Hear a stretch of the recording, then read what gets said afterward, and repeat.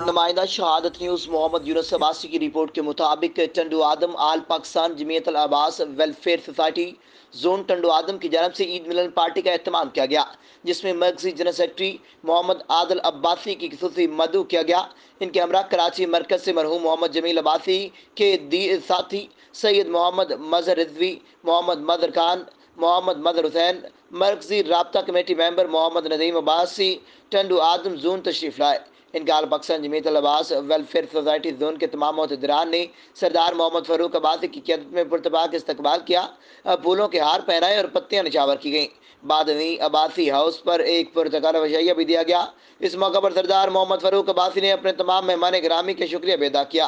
अंजुमन इत्तेहाद अब्बासिया टंडू आदम की जानब से भी आल पाकिस्तान जमीयत अल अब्बास टंडू आदम की ईद मिलन पार्टी मुनक्कद करने पर दिल की अता गहराइयों से मुबारकबाद भी दी गई।